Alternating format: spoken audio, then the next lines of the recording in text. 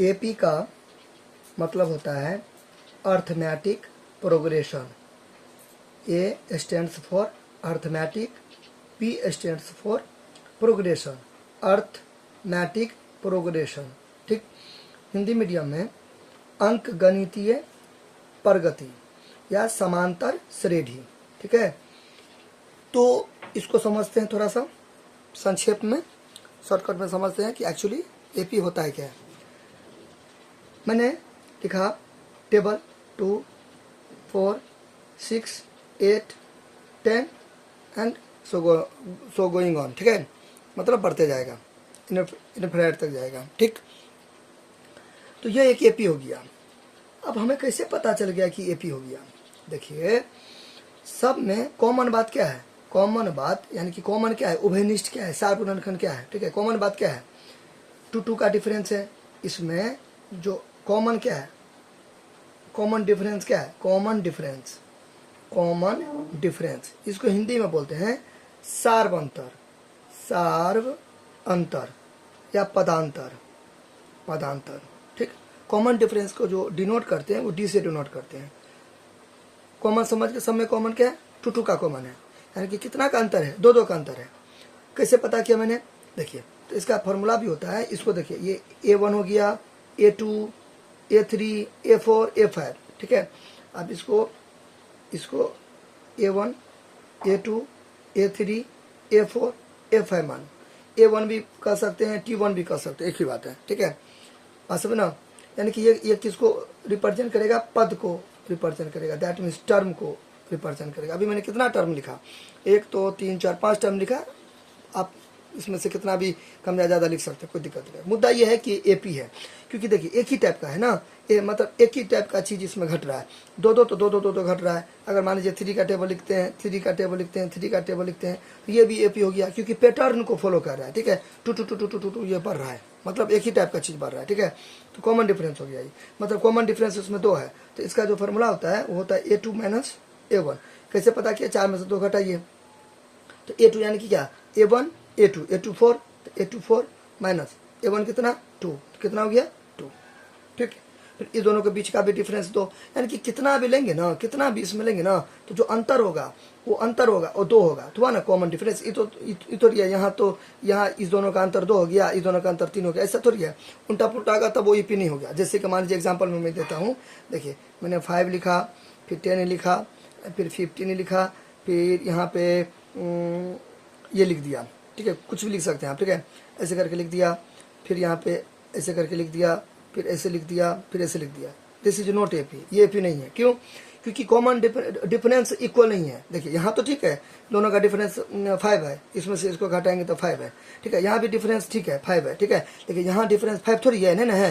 ये दोनों का डिफरेंस तो अलग हो गया। ठीक है, बात समझ ना, है ना? समझे ना बात को?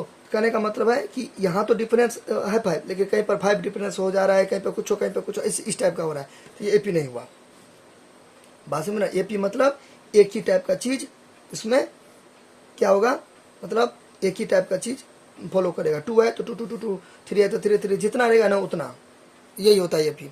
ठीक है, अभी मैं आपको शॉर्ट में बताया। ठीक, यहाँ तो कोई दिक्कत? तो क्या बोल रहा है कि ये पहले से बोल दिया कि एपी है, तो एपी है यानी कि ये दोनों को माइनस करेंगे जितना आएगा, फिर उस दोनों को माइनस करेंगे उतना ही आएगा, ऐसे कर करके गोइंग ऑन चलता रहेगा। ठीक, तो इसको कैसे सॉल्व करेंगे?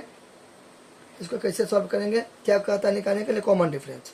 तो कॉमन डिफरेंस, कॉमन डिफरेंस। तो मैंने अभी क्या बताया? कॉमन डिफरेंस को क्या चीज़ से डिनोट करते हैं? डी से डिनोट करते हैं। कॉमन डिफरेंस क्या हो जाएगा? T2 minus T1। फिर कोई स्टूडेंट ऐसे भी लिख सकते हैं, मैंने क्या लिखा? T2 घटे T1, कोई लिख सकते हैं मतलब A2 घटे A1 लिख सकते हैं, कोई दिक्कत नहीं, चलेगा। क्लियर? अच्छा, यहाँ तो कोई दिक्कत? नाउ तो ये हो गया आपका क्या चीज़?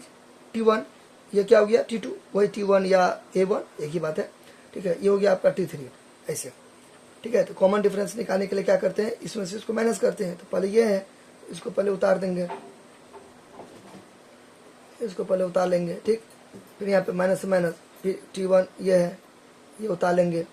ठीक, अच्छा, फिर लकीर खींचेंगे। पी कैल्शियम, देखिए 3 कैल्शियम 3, 5 कैल्शियम 5, 7 कैल्शियम 7, तो पी कैल्शियम पी। अब देखिए 5 को कितना बार पढ़ेंगे 5 आएगा एक बार, 3 को कितना बार पढ़ेंगे 3 आएगा एक बार, तो 7 को कितना बार पढ़ेंगे 7 आएगा एक बार, तो पी को कितना बार पढ़ेंगे पी आएगा एक बार, ठीक। तो एक बार उस एक को इससे मल्टीप्लाई करेंगे तो वही ना होगा। देखिए एक लाइन में बचा रहा हूँ, पी को कितना बार पढ़ेंगे पी आएगा एक बार, उस एक को मैं मल्टीप्लाई करूँगा इससे 1 माइनस पी से। तो देखिए क्या होता है कि गुना और घटाव के बाद का ब्रैकेट में देते हैं। तो देखिए यहाँ पे प्लस प्लस प्लस, तो एक को एक से मल्टीप्लाई करेंगे तो एक, तो फिर प्लस और माइनस माइनस, एक को पी से मल्टीप्लाई करेंगे तो पी, तो 1 माइनस पी। तो मैं आपको कंसेप्ट क्लियर करवाने के लिए किया, ठीक है। इतना ताम झाम करने की कोई ज़रूरत नहीं है, ठीक है। एक को जो आप गुना करोगे इतना से, तो किसी भी संख्या को कुछों को अगर 1 से गुना करेंगे तो वही का वही ना होगा, ठीक है।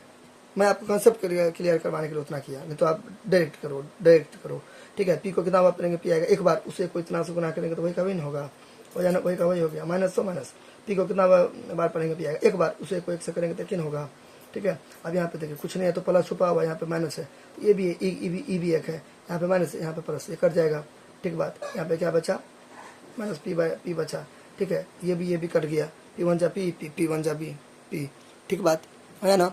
अच्छा तो अब यहाँ पे क्या बचा -1/1, तो 1 होगा, ठीक है 1 होगा। देखिए ऐसे है ना, आप ऐसे लिखिए ऐसे लिखिए, एक ही बात है, नीचे में नहीं देंगे मेरा मर्जी, तो ये ना -1 आंसर हो गया ये, ठीक है -1 आंसर हो गया। यानी कि सी इज़ द करेक्ट आंसर। यानी कि क्या समझे, इस दोनों के बीच का डिफरेंस कितना है -1, फिर इस दोनों के बीच का डिफरेंस -1, और भी है तो कोई भी लेंगे ना, 2 टर्म कोई भी लेंगे ना, ठीक है, डिफरेंस -1 ही होगा, ठीक है, -1 ही होगा डिफरेंस। इसलिए इसको बोलते हैं AP arithmetic progression, that mean समांतर श्रेणी या अंक गणितीय प्रगति।